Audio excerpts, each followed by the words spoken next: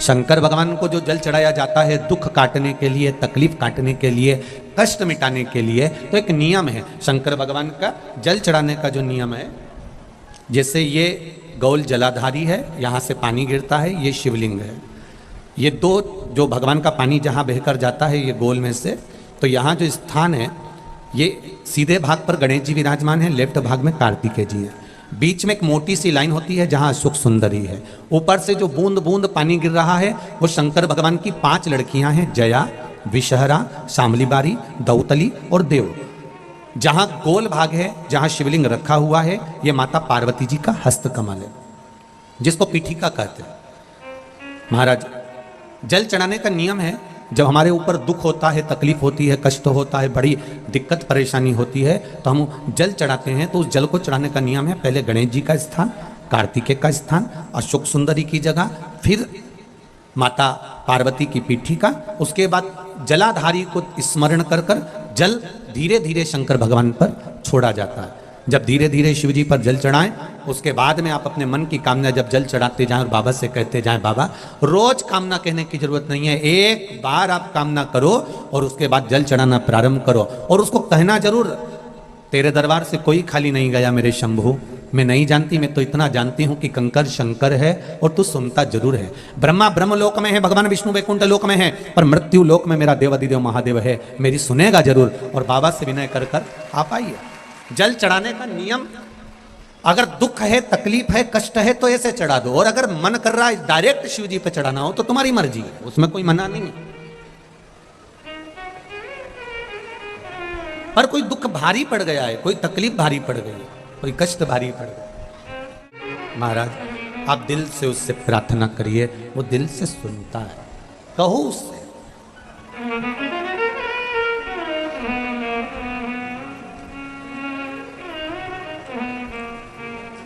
उससे प्रार्थना करिए, आप उससे निवेदन करिए, आप सुनेगा। शिव कथा कह रही है, भगवान शंकर नेत्र बंद कर कर बैठे थे और उनके नेत्र से एक अश्रु गिर गया था। उस अश्रु से एक पुत्र ने जन्म लिया था जिसका नाम अंधकासुर था। वो अंधकासुर, एक पुत्र का जन्म हुआ है, एक बेटे का जन्म हुआ।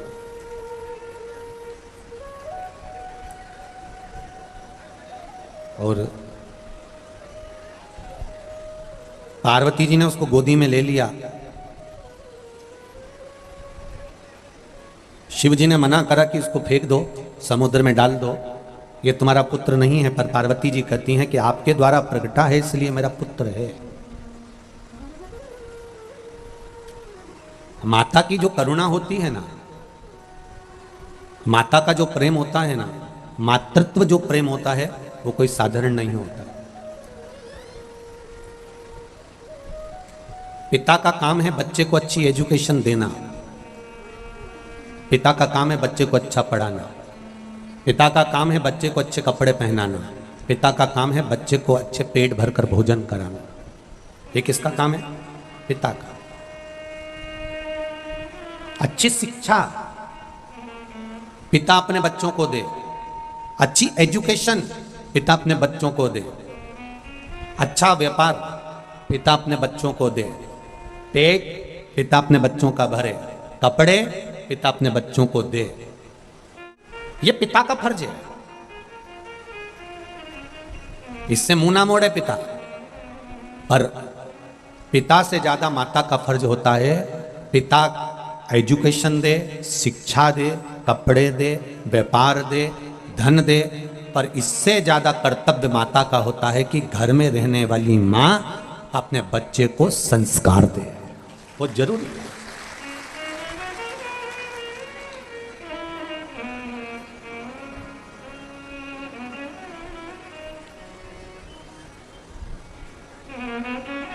मेरा धर्म पत्नियों से निवेदन है, जितनी भी यहाँ पर बैठी हुई हों, अर्धांगिनियाँ जितनी भी बैठी हुई हैं, जितनी माताएं बैठी हैं, चाहे बुजुर्ग हो, चाहे युवान हो, चाहे नवयुगल जोड़ा हो, उनसे एक निवेदन करना चाहूँगा, आप अपने पति का सम्मान करना जरूर करना। कारण है और पति से निवेदन है वो अपनी पत्नी का सम्मान करे। उसका एक कारण है, आने वाले समय में जो बच्चे बड़े होते चले जाते हैं, बहुएं आ जाती हैं, उनके सामने अगर पति पत्नी को चिल्लाए या पत्नी पति को चिल्लाए तो बहुओं पर उसका गलत असर पड़ता है और फिर बहुएं भी अपने पति को चिल्लाकर बात करती हैं। उसको सिखाना आपको है।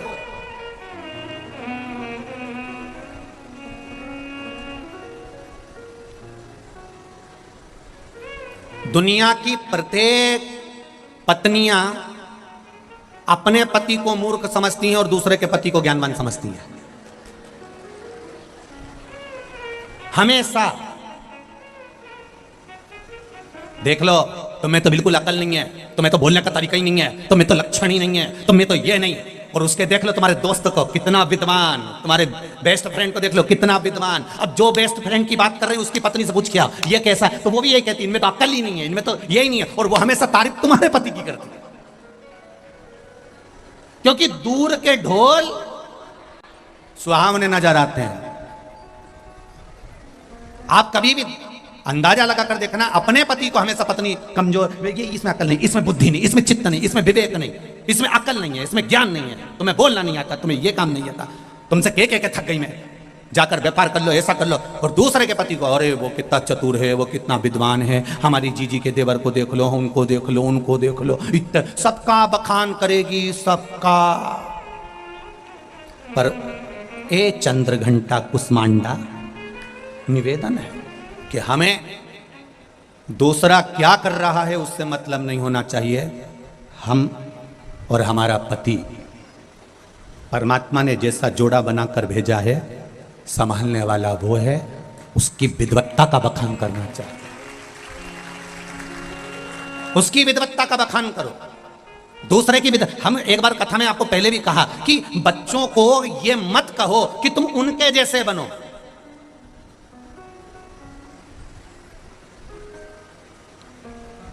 इस चीज का लोगों ने हमारे लिए विरोध भी करा है, ऐसा नहीं है। हम बोलते हैं तो थोड़ा बहुत लोग विरोध भी कर देते हैं कि तुमने ऐसा कैसे बोल दिया कि उनके जैसे मत, उनके जैसे मत। अपने बच्चों को किसी का ज्ञान मत दो कि तुम उनके जैसे, अपने बच्चों को यह ज्ञान मत दो कि तुम उनके जैसे बनो, ऐसा मत बोलो। अपने बच्चों से कहो कि तुम ऐसे बनो कि दुनिया तुमसे प्रेरणा ले और तुम्हारे जैसा बनना चाहे, दुनिया तुमसे प्रेरणा ले और तुम्हारे जैसा बनना चाहे। हमें दूसरे के जैसा नहीं बनना, दूसरा हमारे जैसा बने तो बात है।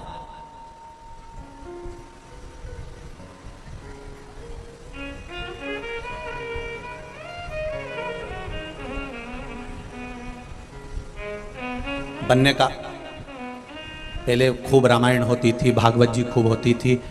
ये 3 साल 4 साल में लोगों ने जब शिव महापुराण को जाना तो जितने भागवत करने वाले, जितने रामायण करने वाले, उन्होंने भी अपने आप को बदल दिया।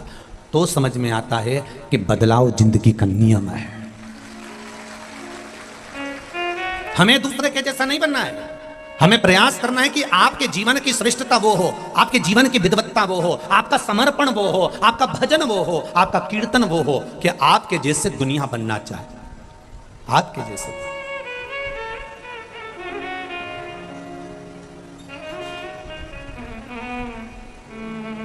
हम हमेशा अपने बच्चों को कहते रहते हैं, एक माता पिता अपने बच्चे से हमेशा कहते थे बेटा बनो तो राम बनो, बनो तो श्रवण बनो। दूसरे की बात कहते रहते थे बनो तो राम बनो, बनो तो श्रवण बनो। और पढ़ी लिखी औलाद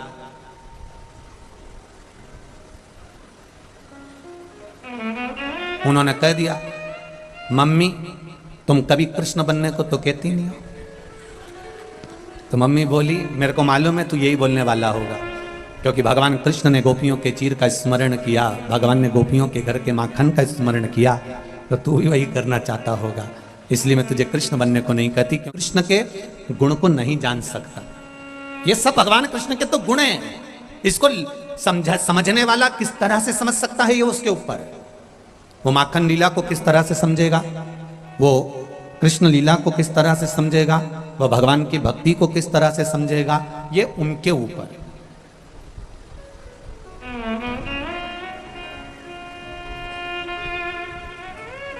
ये उनके ऊपर। फिर बेटे ने कहा ठीक है मम्मी, चतुर था बेटा, उन्होंने कहा तुम मुझे राम और राम और श्रवण बनने को कहती हो, लाओ मैं राम बनने को तैयार हूं।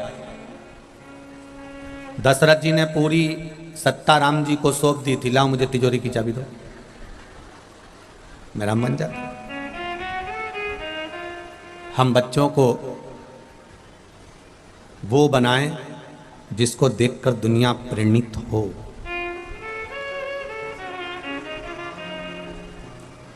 दुनिया में ऐसा कोई व्यक्ति नहीं पैदा हुआ जिसको भगवान ने कोई गुण नहीं दिया।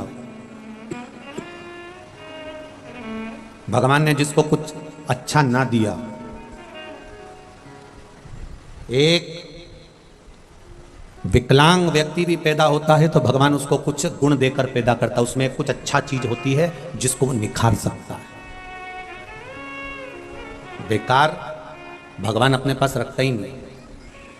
आप में से कितने लोग हैं जो अपने कमरे में अटाला रखते हो, कबाड़े का सामान रखते हो, बेकार सामान रखते हो? एक भी बहू, एक भी माता ऐसी नहीं होगी जो अपने कमरे में अटाला कबाड़ा रखेगी। आपके कमरे में जाकर देखो तो आपके फोटो टंगे होंगे, अलमारी लगी होगी, फूल रखे होंगे, गुलदस्ता धरा होगा। एक से बढ़कर एक जो वीआईपी चीज है ना वो आपके कमरे में मिलेगी। अटाला आपके कमरे में, अटाला आपके कक्ष में, अटाला आपके घर में नहीं मिलेगा। अटाले के लिए कमरा अलग है, कबाड़े के लिए जगह अलग है, वहां पटक दिया जाता है। उसी तरह जैसे आप अपने कमरे में कोई फालतू का सामान नहीं रखती, उसी तरह शंकर भगवान अपनी पृथ्वी पर फालतू का व्यक्ति नहीं रखते, वो तो जो कीमती है उसको रखते। भगवान पैदा ही उसको करता है जिसमें कीमत होती है। कईयों को भगवान संतान नहीं देता, वो रोती है, बिलकती है, तो भगवान के आगे हाथ जोड़कर रोती है कि मुझे संतान क्यों नहीं। भगवान के कीमती होता तो दे देता, परंतु हो सकता है कि संतान दूं और वो गलत निकल जाए और जिंदगी भर तू रोए, इसलिए नहीं दी मैंने। तो कीमत भगवान अपनी पृथ्वी पर, जब आप अपने कमरे में अटाला नहीं रखते तो भगवान अपनी पृथ्वी पर अटालाओं को क्यों रखेगा?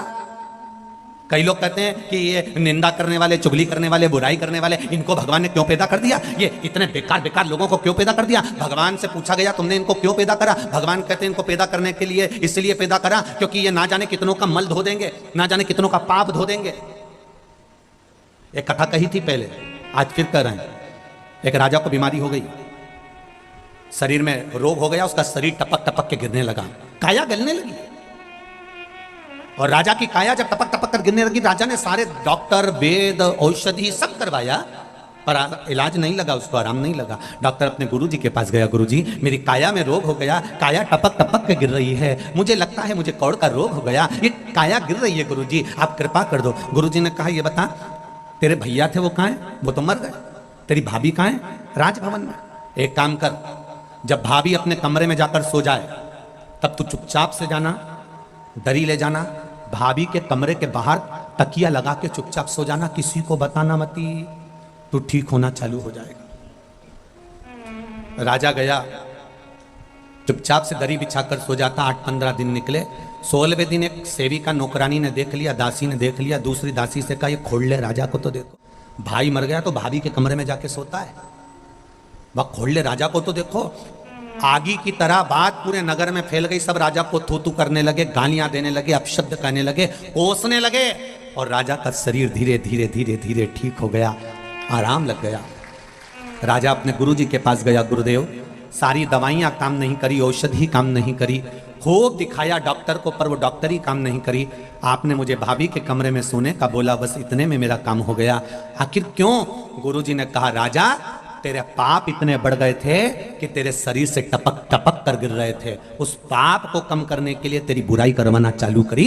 जब तेरी निंदा होने लगी, बुराई होने लगी, अपशब्द कहने लगे, लोग तुझे गालियां देने लगे, आड़ा टेढ़ा बोलने लगे, तब तेरा रोग धीरे धीरे समाप्त हो गया, धीरे धीरे चला गया। तो राजा ने कहा प्रभु गुरुदेव मेरा ये रोग कहाँ गया? तो गुरुजी बोले जिन्होंने तेरे लिए आड़ा टेढ़ा बोला, गालियां दी, अपशब्द बोला, ये उनके खाते में बांट दिया। पाप तो कहीं ना कहीं तो देना पड़ेगा ना, पाप को कहीं ना कहीं तो पहुंचाना पड़ेगा ना, वहां बांटा गया।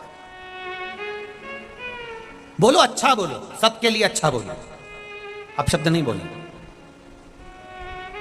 मुट्ठी बांधे हाय आज जग में, हाथ पसारे क्या तू लेकर आया जग में, क्या तू केवल एक भजन के सिवाय कुछ साथ नहीं जाएगा, स्मरण के सिवाय कुछ साथ नहीं जाएगा। जो तुमने दान करा, पुण्य करा, संकीर्तन करा, सत्संग करा, सालासर धाम में आकर तुमने अगर एक अठन्नी भी दान करी है, पुण्य करी है, सत्कर्म करा है, किसी को अन्न का भाग दिया है, किसी की सेवा करी है, किसी को एक अन्न का दाना भी खिलाया है, किसी पुण्य के स्थान पर, धर्म के स्थान पर, सत्कर्म के स्थान पर, तो वो खाली नहीं जाएगा।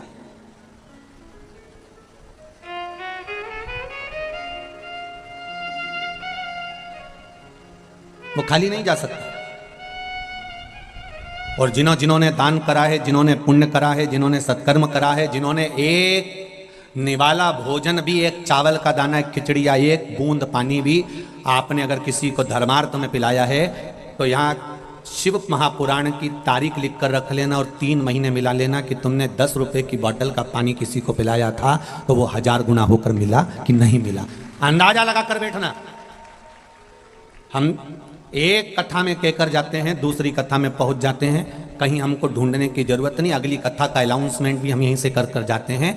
बाबा ने दिया कि ना दिया, कृपा करी कि ना करी, आप अगली कथा में पहुंचकर लिखकर भेज देना, करी कि ना करी।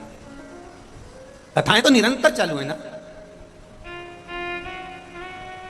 निरंतर।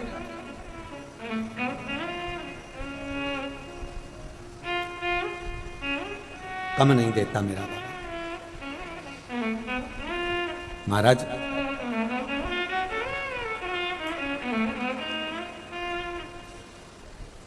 जैसे घर की परिभाषा अलग अलग होती है, हम घर को कितने नाम से पुकारते हैं, कहते हैं ये हमारा हाउस है, मतलब जिसको हौसला है उसी का, जम के बोलो, हाउस है। कोई कह देता है ये हवेली है, जिसमें चारों तरफ से हवा प्रवेश करे वो, जम के बोलो, हवेली है। ये मकान है, जहां दीवाल के भी कान होते वो मकान, ये हमारा मकान। ये फ्लैट है, कर्जे पे बनाया, दे दे के अर्थी पे लेट गए, उसी का नाम फ्लैट। चुका चुका के, चुका चुका के, चुका चुका के आखिरी में लेट गए, उसी का नाम फ्लैट। जिंदगी भर देते रहे, ले साहब, ले साहब। फिर एक नाम आया बंगला, बगल वाले का नाम तक नहीं मालूम, उसी का नाम बंगला। कौन पास में रह रहा है, क्या दुख है, क्या तकलीफ है, बंगले वालों को कुछ नहीं मालूम, वो तो अपनी मस्ती में रह रिया है। अंदर गया गाड़ी में से, इसके सिवाय पड़ोस में क्या हो उसे कोई मतलब नहीं।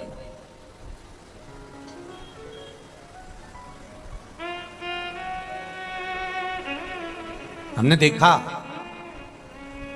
शिव महापुराण के माध्यम से कहना चाहेंगे, अपनी जिंदगी में एक चीज तो देखी है, जो ज्यादा भाव खाता है वो बाद में बड़ा पाव खाता है। ये चीज तो देखी।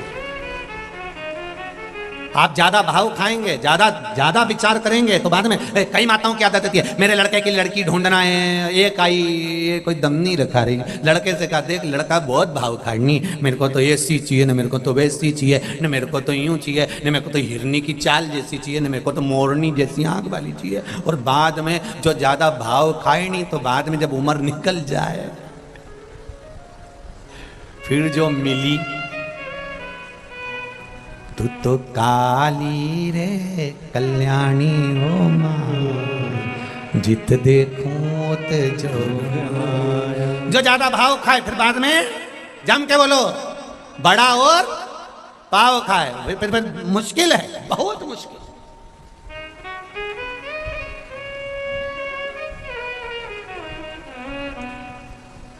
इसीलिए कहते हैं भगवत स्मरण में रहिए।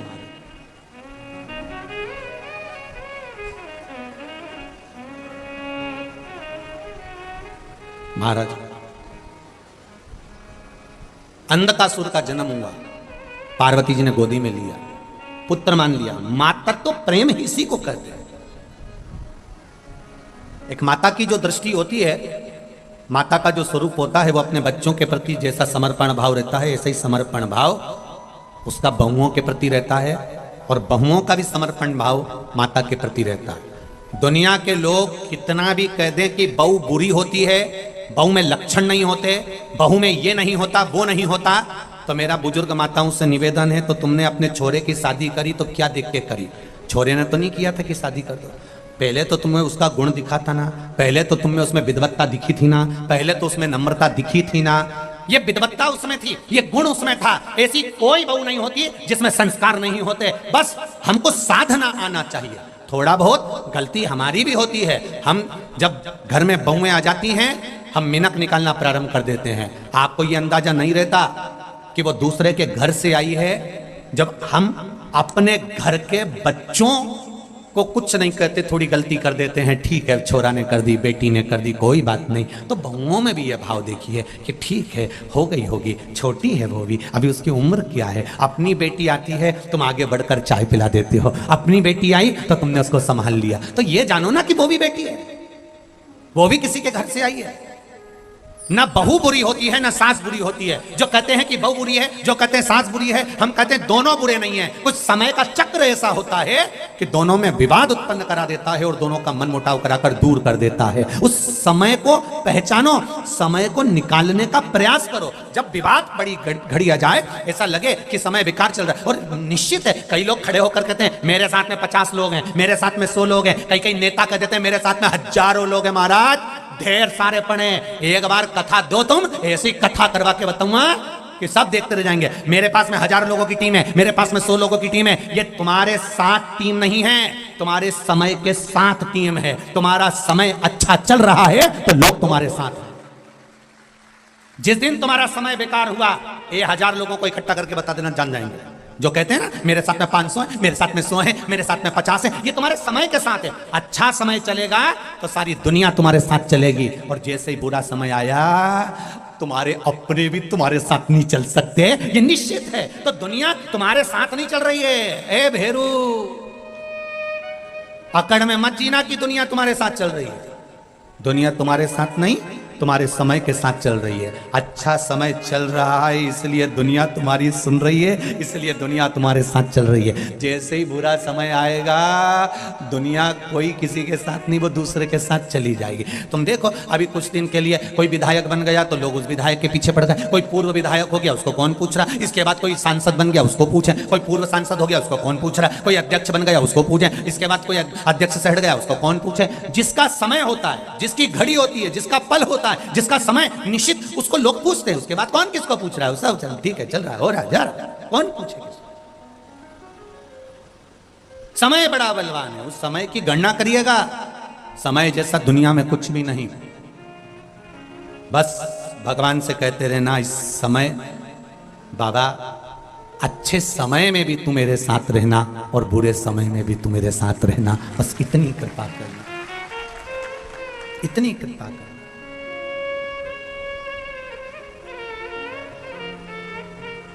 ना घर के भरोसे, ना परिवार के भरोसे हो, ना घर के भरोसे हो, ना परिवार के भरोसे हो। मेरे बाबा दया करना, तेरे भरोसे हो। भोलेनाथ दया करना, मैं तेरे भरोसे हो। ना घर के, ना परिवार के, ना कुटुंब के, ना कबीले के। जब ये अच्छे समय में साथ रहते हैं, बुरे समय में कोई नहीं, तब जो अच्छा और बुरा में दोनों में साथ रहे, वो देव अधिदेव महादेव हर जगह।